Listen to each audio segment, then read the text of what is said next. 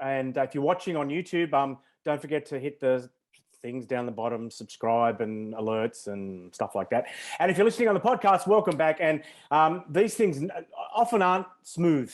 There's a bit of organising involved. But finally, we've got from Motor Sister, Jim Wilson. Jim, how are you, mate?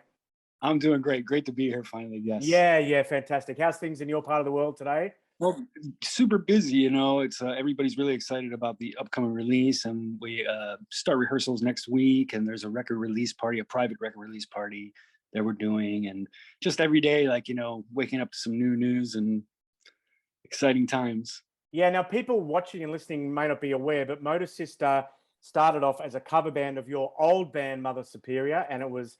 I think it made its debut at the 50th birthday of Scott Ian, who people would know from Anthrax. And you now have a second record out, which is original material.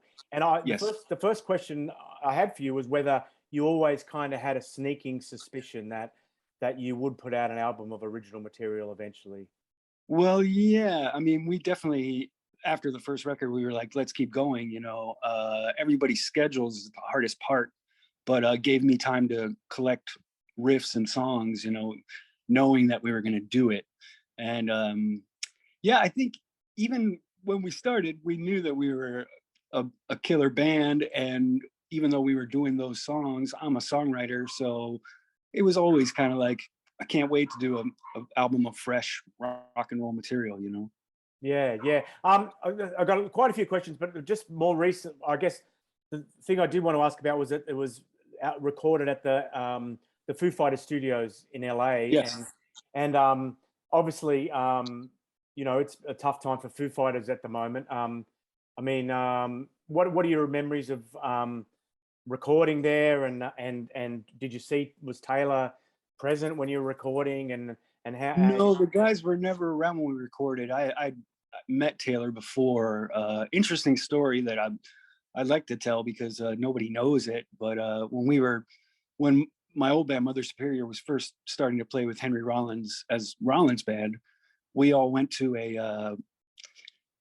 an opening celebration thing for Ozzy Osbourne's new label at the time, Oz Records, OZZ Records. And it was on Santa Monica Boulevard somewhere. And we got invited to the party and we went. And we had just come back from Europe and we played a festival in Germany, and it was broadcast on TV and they kept showing it. You know, they showed it a lot after it happened. And Taylor and Dave came to that party and started talking to Rollins, and we were just hanging out. And they said they saw the thing while they were in Germany. They saw the TV show, and they said Sim Cain, who was the original Rollins band drummer, they said Sim Cain used to be our favorite drummer. Now it's Jason McEnroe, who was the Mother Superior drummer. And, you know, Jason passed away a few years ago too. So it's just kind of sad to think that both those guys aren't around, you know what I mean? And the studio is incredible. It's just a great place to record. There's a great, huge room that we can all set up in and play live together. You know, there's just Nirvana and Foo Fighters stuff everywhere. There's a whole warehouse of instruments and amplifiers and drums, and they welcome you to use whatever you want. So we did. I think after playing my Les Paul for 2 songs, I tried one of Dave's guitars and started playing that, a different Les Paul. And then the curator guy said, you don't want that one. This one's Dave's favorite, this black Les Paul. So I ended up playing that for the whole rest of the tracks.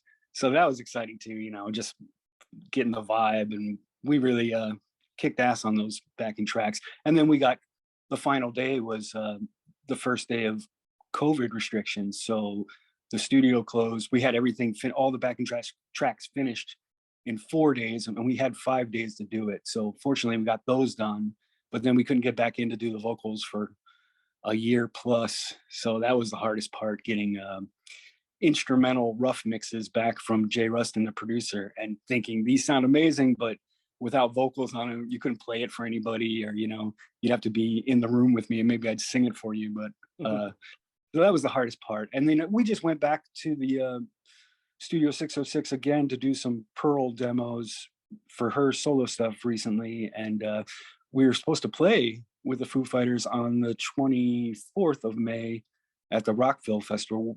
We were on their day, and now it's 9 Inch Nails, which is cool. But yeah.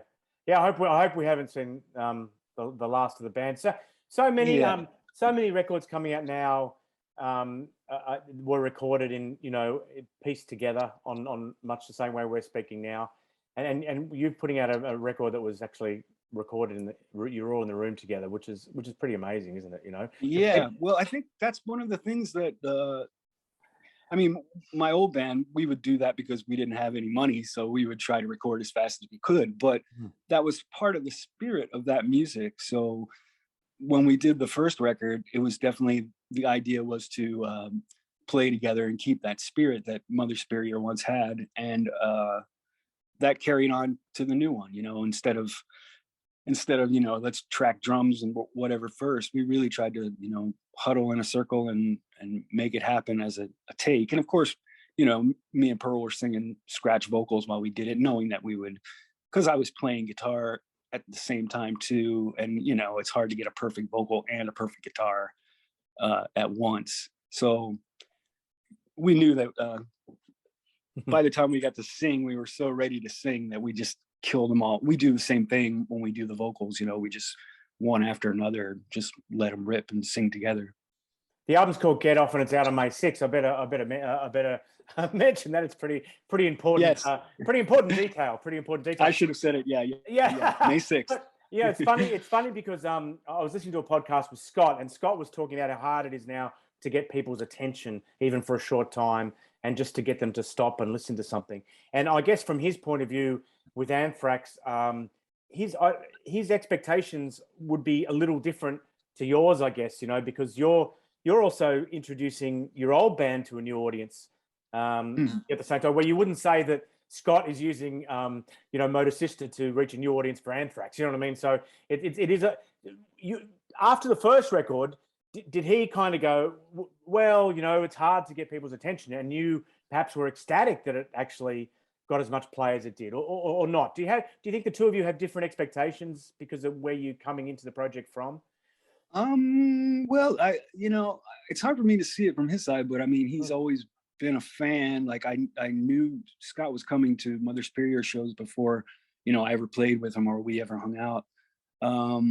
So I appreciate that side. And then when I was starting to write songs, he was the one that I sent him to. Scott and Pearl, I would send just my little home demos, usually just guitar and vocal. No, I don't put drums or bass on my demos because, I like to leave that open for Joey and Johnny or whoever.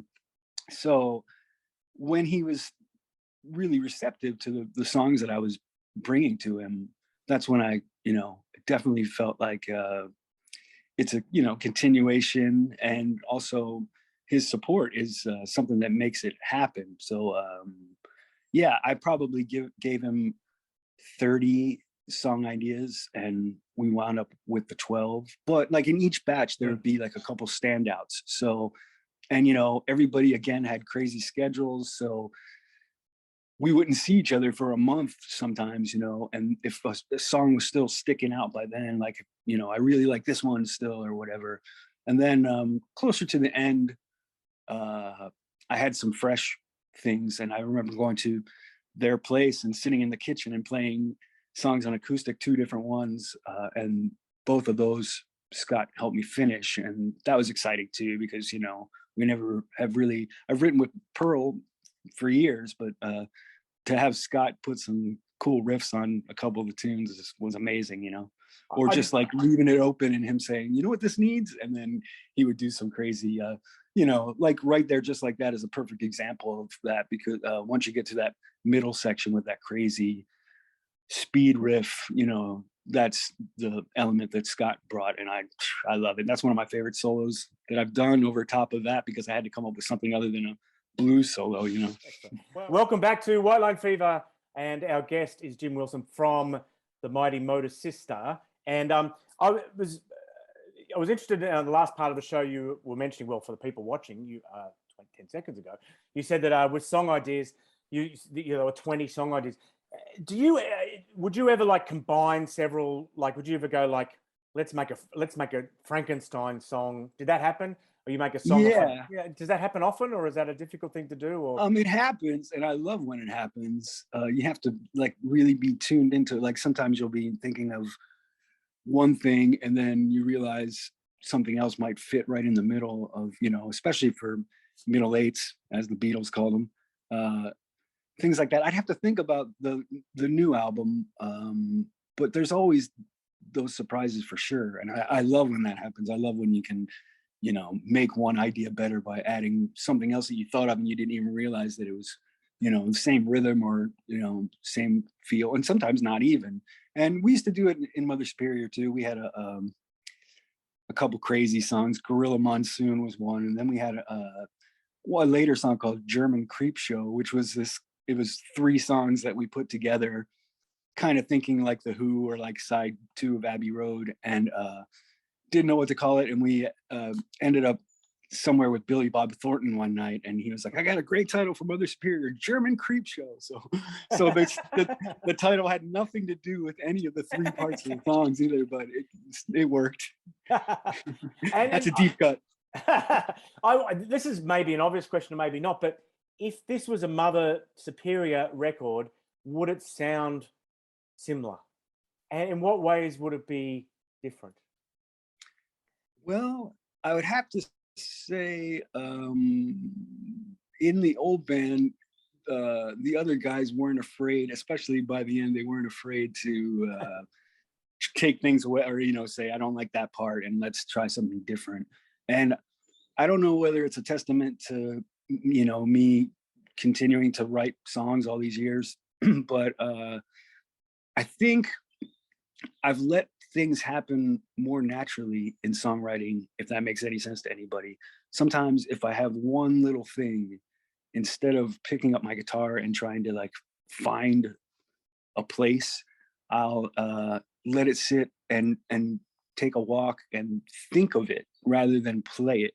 Because then when I don't have a guitar in my hand, I'm not trying to find some weird thing just to make it fit. I'm waiting for my mind to tell me where it should go, the next part should go, So I've been lucky doing that. And that's definitely different from the Mother Superior days, just because I didn't have as much faith in my writing back then, probably. So I would look for, other avenues. And nowadays I just feel like, if that's another cool thing about the guys, Johnny and Joey and Scott, just when we rehearse, we don't even think about the songs much because they make sense. And, that means a lot. Like, if it was complicated Frank Zappa kind of stuff, which is great too, but, we were trying to keep it high energy rock and roll, and, rock and roll doesn't need a lot of complications. Yeah. No, I was just thinking like on the run, I was thinking like, what is a similar situation to this? I was thinking like Last in Line, which is some guys at a Dio who then put out original music and in the spirit of Dio. And right. Is there a band that you would want to reform at your birthday party and then want to be in? Is there I'll put you on the spot. I'd love to have Kiss in my birthday party, the originals. And I could play those songs. I wouldn't even have to rehearse. I actually thought you would say Kiss. I actually did say Kiss. I mean, especially since they're all still with us, Yeah. I don't know how there'd be a lot of contracts to sign. There'd be a lot of drama. Yeah, that's true. I might go with Slade. It'd be easier. You'd have to have your 50th birthday party in a room with like 4 different rooms, and you could go from one to the other, the Ace room. And anyway, but I thought you'd say Kiss, and I think most people, I'm not going to say our age, but I mean, I think Kiss would be. You'd be surprised how many people would say Kiss. You know what I mean? Yeah. Yeah. And to keep it Mother Superior, what are the kind of like, maybe you've never discussed this in the band, but what are the kind of boundaries? Like I listened to some of your solo material, and it's a lot more introspective than Motor Sister, which is fun. It's fun, it's upbeat, it's you might have some songs about war or whatever, or metaphysics. I don't know, but so what are the kind of like what are the boundaries, do you think you all look at each other and you know it instinctively, or do you actually have to discuss, we don't do this and we do that and that sort of stuff, you know? I think, especially more these days, they just kind of make sense. Like, you kind of know this is a rocker and it'd be good for. With my solo stuff, I kind of take advantage of the fact that I'm already doing that with Motor Sister, so I don't need to compete or try to do the same thing, you know. And fortunately, I like all kinds of music, so I get to put out kind of the other poppier, more R&B, my definition of R&B side of things. And Phil Jones, the drummer producer that I work with, he, is so good at that. And I also let that stuff go. Sometimes on my solo stuff, I might just be singing, or I might just be playing rhythm guitar. Sometimes I might be playing everything. But if Phil wants to bring in some other people, then he does that. And I'm always open for that, just to get different sounds. And in the Mother Superior days, I think we used to fight that. And it's probably my fault for, listening to too much various kind of music. And we used to fight that, because if we tried to step away from the power trio rock thing, people would say, oh, this is different. And then if we, made a whole record of power trio rock, they'd say, oh, this sounds like this, it was hard.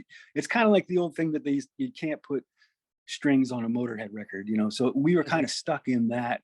And also, being in a trio, we couldn't do much outside of the three instruments. I would overdub a guitar sometimes, and maybe there'd be a keyboard here and there. But again, the idea of that band was, if you came to see us play, we could play any one of those songs and it would sound like that, So I just think it's progression, and a great opportunity that I have to be able to sprinkle some songs here and sprinkle some there, and also get to write for other people, and still writing stuff for Pearl's solo stuff too, and just keeping my ears open and getting lucky. And maybe, the couple years of COVID shit it may have helped just have some downtime to perfect some things too, Yeah. You more time mentioned, spent on.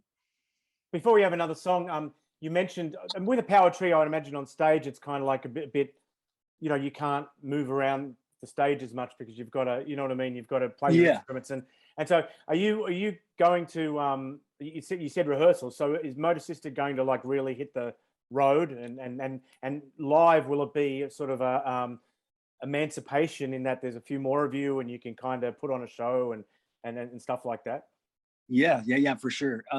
We're doing a handful of shows, and then everybody's got some other touring plans, and then we'll get back together after that. But we're playing the Whiskey here in LA, we're playing in Brooklyn, and then that festival, and playing a couple songs at the record release party next week too.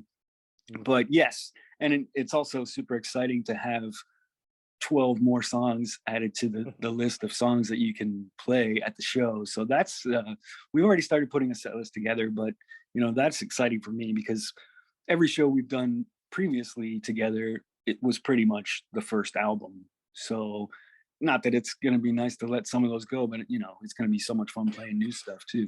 But anyway, welcome back to White Line Fever, third part of our interview with Jim Wilson from Motor Sister. I want to thank him for his time. I did want to ask you whether you've noticed an uptick in interest in Mother Superior since Motor Sister 2015.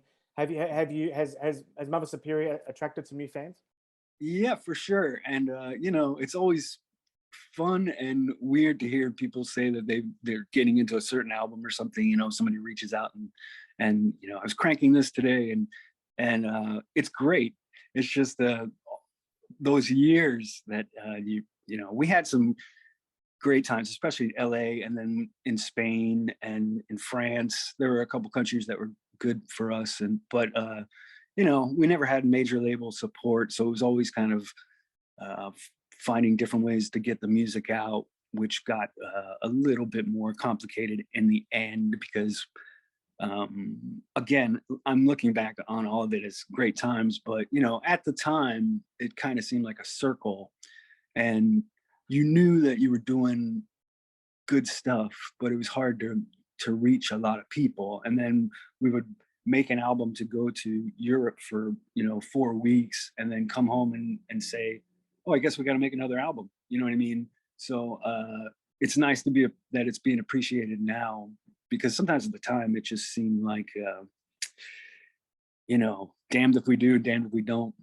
And it always survived, but it was also a nice break when it was finally kind of finished. Yeah. I was Marcus from Mother Superior. He actually dabbled in rock journalism, didn't he? I had a look at his oh yes, his website, and he was doing reviews for magazines and stuff. How does he feel about Motor Sister? Is he super into it? Is he? I don't know. I haven't talked to him for a while. I mean, after the first album, I'm sure he didn't mind getting some publishing, but I haven't talked to him for a while. He actually moved from where he was here in LA, so I'm not even sure where he is. But all the best to him. And he's still doing music too. Yep. Yeah. I mean, it's just great to be appreciated, to have a wide variety of people be into the band, isn't it? I mean, it's such a, especially when, I guess, when you're in a situation where you don't know if you're getting any cut through, and then suddenly now, the band's got so much respect, These 2 first singles have been really exciting, and there's been lots of plays on Spotify and Apple Music. We're on different playlists, and I like the fact that it might sound silly, but not only we're a heavy rock band, but we're not like a dude heavy rock band, and maybe that has some of the Pearl influence in it too. But I love how it's guys and girls that are listening to the music, and that feels good, Not that I just have the pop side of me, I'm classic pop side of me or whatever, that just wants people to hear the hooks and the melodies, Yeah, a couple more things that we'll let you go. You mentioned Pearl throughout the interview, and some of the people listening and watching wouldn't know who she was. Meatloaf's daughter, Scott Ian's partner. Working with her for so long, is there a bit of Meatloaf when you're standing on stage or in a studio with her? Do you sometimes sort of get a vibe? It's hard to tell watching TV or listening to her on Spotify, you know what I mean? Is it there? She's so powerful, her voice, and we can make it happen. Like, we don't even talk about it. Even when I'm coming up with songs, I already hear, knowing that she can sing on the whole thing if she wants to, you know what I mean? Because there's always that harmony opportunity.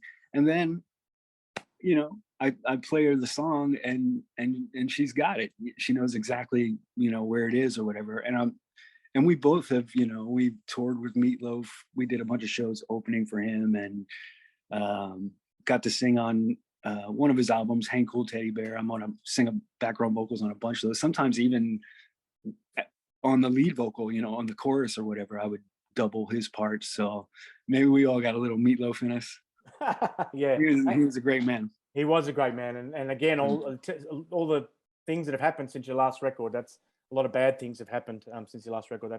I know. And you asked me the question about who would be at my party, and I hate to say it, but a lot of my heroes have been disappearing. So it's harder and harder to, like. I went here in LA.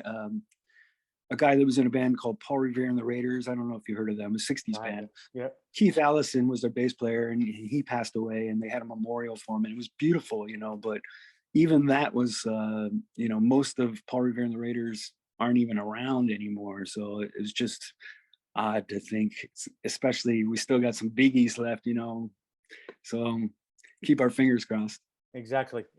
Last question. And I think we heard it on the last song we played, which you've kept on the album, where I think it's you. Is it you who says the world's gone to hell and we're making fucking rock and roll? Can you tell us what was going on in the studio at the time when you said that? That was Scott that says that. All right. And it was COVID. It was us being shut down because of COVID. So we were just getting the news. I think it was John Tempesta that got a message on his phone, and he told us what was happening. And we were so locked in the studio, from 10 a.m. to midnight or whatever. So we were not paying attention to the news or whatever at all. So yeah, and what's funny about that too is that song came out last week or whatever, and on Spotify I noticed that it had a big E next to it in a circle, and I was like, oh, explicit. I thought about the lyrics and I was going, wait, there's nothing explicit in this song, and then I realized it was the Scott tag at the beginning. Awesome, that's awesome.